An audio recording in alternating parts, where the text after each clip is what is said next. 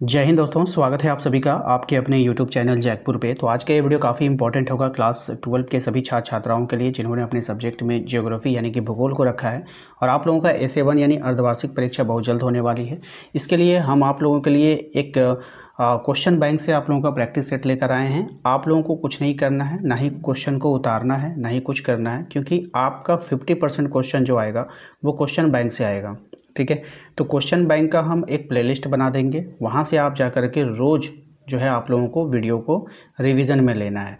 खुद से आप सोचोगे कि हम क्वेश्चन बैंक से प्रैक्टिस कर लें, तो वैसा संभव बिल्कुल भी नहीं है कि एक बार आप क्वेश्चन देखोगे फिर आप नीचे जा कर के आंसर का मिलान करोगे, तो ऐसे आप लोग टेस्ट नहीं दे पाओगे। वीडियो के माध्यम से दीजिएगा। आप वीडियो को 2 गुना स्पीड में, 3 गुना स्पीड में भी देख सकते हैं अपनी सुविधा के अनुसार। ठीक है, तो हम एक एक करके सारे चैप्टर का जो है आपका प्लेलिस्ट बना देंगे, वहाँ पर जा करके आप प्रैक्टिस सेट जरूर लगा लिया कीजिएगा। ठीक है, चलिए स्टार्ट करते हैं। हम देखते हैं आज का पहला सवाल ज्योग्राफी के पहले चैप्टर का। तो देखिए, सबसे पहले सवाल में आपसे बोला गया है कि निम्नलिखित कथनों में से कौन सा एक भूगोल का वर्णन नहीं करता है। ऑप्शन आपके पास है समाकलनात्मक अनुशासन, मानव और पर्यावरण के बीच अंतर संबंधों का अध्ययन, दैवध्यता पर आश्रित, प्रौद्योगिकी के विकास के फलस्वरूप आधुनिक समय में प्रासंगिक नहीं। तो क्या नहीं है इसमें आपको बताना है। तो इसका जो राइट आंसर होगा वो ऑप्शन नंबर घ हो जाएगा। ठीक है, क्वेश्चन नंबर आते हैं 2 पे। क्वेश्चन नंबर 2 में कहा गया है नव निश्चयवाद के प्रवर्तक कौन है। ये आपका मोस्ट इंपॉर्टेंट है। Humboldt, Vidal de la Blache, Griffith, Taylor, Jean Brunhes. तो इसका जो राइट आंसर हो जाएगा ग्रिफिथ टेलर, ऑप्शन नंबर ग हो जाएगा। ठीक है, क्वेश्चन नंबर आते हैं हम लोग 3 पे। क्वेश्चन नंबर 3 में देखिए कहा गया है आपसे कि बताइए नौ, ये तो हो गया है ना, 2 नंबर हम लोग से छूट गया है ना। चलिए,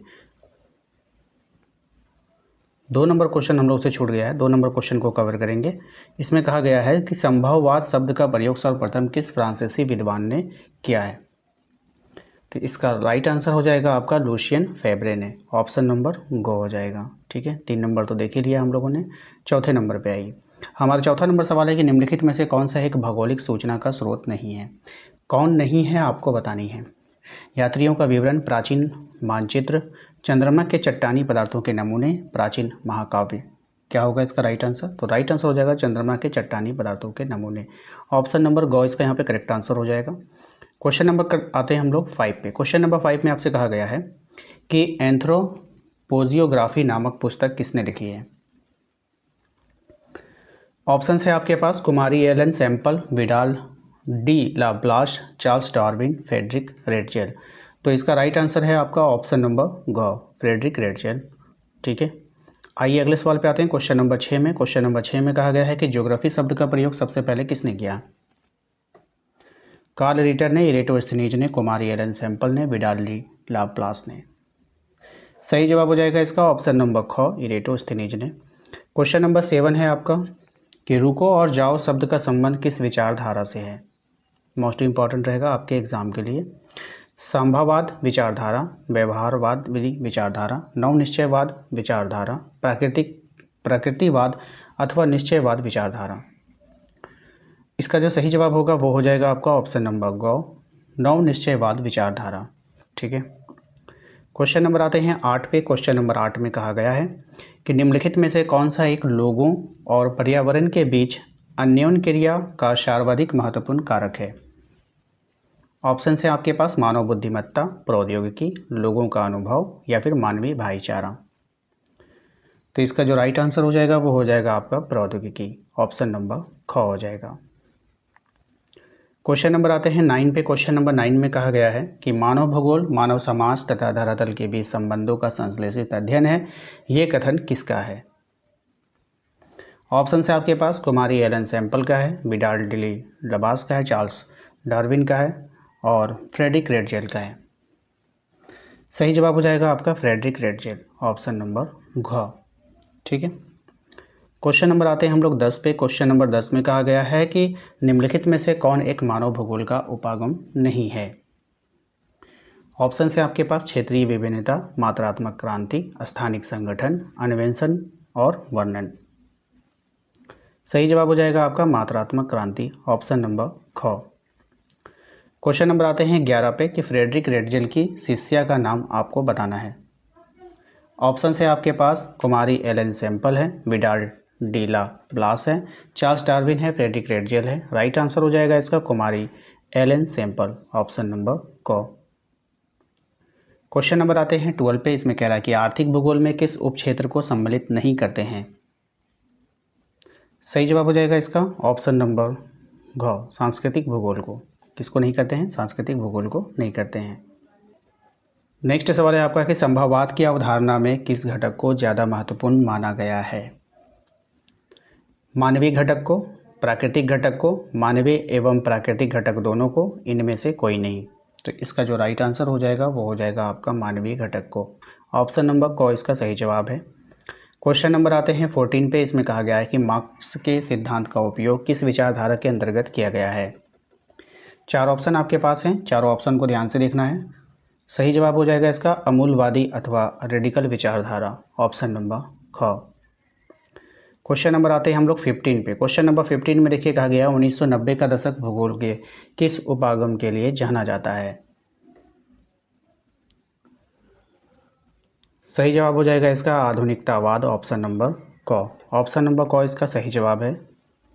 इसके बाद कुछ ऐसे वन लाइनर क्वेश्चन भी हैं जो कि जिससे आप लोगों को ऑब्जेक्टिव क्वेश्चन को क्रिएट किया जा सकता है, तो आप लोगों को ध्यान में रखनी होगी। जैसे कि आपके इंपॉर्टेंट सवालों में आता है कि भूगोल की 2 शाखाओं के नाम आपसे पूछा जा सकता है। तो ये होता है आपका भौतिक भूगोल और मानव भूगोल। या फिर आपसे ये भी आप वहाँ से पूछा जा सकता है कि भौतिक भूगोल जो है वो भूगोल के अंतर्गत आता है कि नहीं, मानव भूगोल भूगोल के अंतर्गत आता है या नहीं। तो ये आपको ध्यान में रखनी है। संभववाद का सर्वप्रथम प्रयोग किसने किया था। तो इसको आपका लुशियन फेब्रे ने किया था, तो इसको आपको ध्यान में रखना है। ज्योग्राफी शब्द का प्रयोग शाब्दिक अर्थ क्या होता है, ये भी अच्छा सवाल है, ऑब्जेक्टिव में क्वेश्चन बनाकर आपसे पूछा जा सकता है। तो ज्योग्राफी शब्द का जो अर्थ होता है पृथ्वी का वर्णन करना, ठीक है। नेक्स्ट जो सवाल इंपॉर्टेंट रहेगा वो ऑरिजिन ऑफ स्पीसीज नामक पुस्तक किसने लिखी है। तो ऑरिजिन ऑफ स्पीसीज नामक पुस्तक को लेखक कौन है, चार्ल्स डार्विन है। याद रखिएगा, इंपॉर्टेंट सवाल है, कई बार एग्जाम में आ चुका है। अगले सवाल पे आते हैं। तो नेक्स्ट है क्वेश्चन नंबर 5 को भी ध्यान में रखना है कि पर्यावरण निश्चयवाद क्या है। तो प्रकृति के अनुसार अपने आप को ढालने की कोशिश करना ही पर्यावरण निश्चयवाद कहलाता है। क्वेश्चन आपसे घुमाकर इस तरह से पूछा जा सकता है कि प्रकृति के अनुसार अपने आप को ढालना क्या कहलाता है। तो पर्यावरण निश्चयवाद कहलाता है। तो इस तरह से कभी कभी उल्टा क्वेश्चन भी आपसे पूछा जा सकता है।